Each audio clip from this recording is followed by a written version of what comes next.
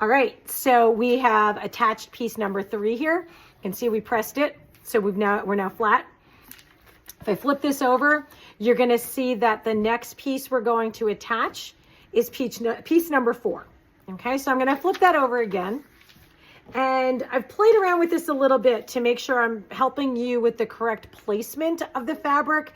If you've paper pieced before, you probably know that sometimes if you're just a little bit off, things are a little bit wonky, and sometimes you have to re-sew them and take out stitches and that sort of thing, and we don't like to do that. So these two triangles are your background triangles that were included in the cutting instructions for the flying geese. And you're going to take this triangle, and I'm just sorry, I'm looking away from the light box. You're going to put this right sides together again on top of your number 3 piece, okay? And the way to line this up so that you make sure that when we sew this down and flip it back, it's covering the entire corner of the block, is to have this about 1/8 of an inch from the bottom. Okay, so you can see I've got about 1/8 of an inch down here, and you want a little bit of a tail over the edge here on the bottom. So what's that? Probably about 1/4 of an inch. That's pretty good. Okay, so you're going to take your pin and pin this piece together. You'll take this back to your sewing machine, and now you're going to sew on this line. Now, when you're paper piecing, you do not have to backstitch, and you do want to use a small stitch. Okay, so again, we would start right here, probably a stitch out, and then you can sew off the edge of the paper.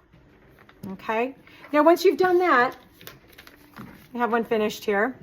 I'm going to flip this back, and I haven't pressed it yet, but you'll see that it's covering that entire corner that we need to cover.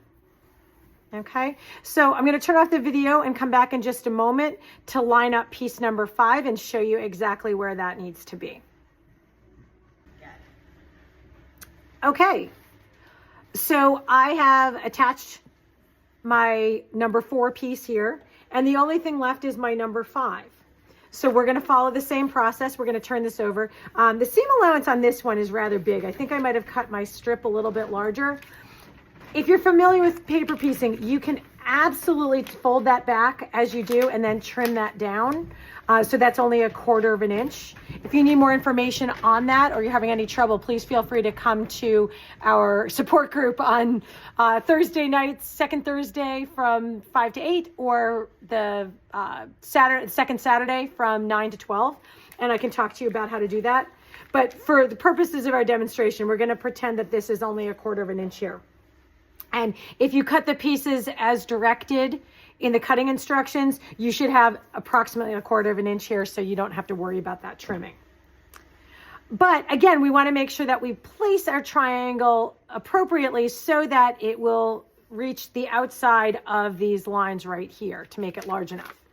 So I'm going to turn that over again, and I'm going to take my background triangle and I'm going to put right sides together. It's really going to be the same calculation we saw before. Okay. And again, this should be a little bit straighter, so my apologies that it's not. But you're going to put this about 1/8 of an inch up from the bottom. You're going to have about 1/4 of an inch off the edge here. And you can put a pin in this. When you do so, you're going to flip it over and you're going to sew on that line in order to make it so this triangle fits and covers the space that it needs to cover. So I've done that here. You can see on this one right here, I had done just that. I put my triangle on. Okay, my triangle was attached here, about 1/8 of an inch with about 1/4 of an inch of the point over the edge. It's sewn and pressed back so that it will now cover that entire outside edge or line here. So when we cut it down, we'll have enough of the background fabric in there.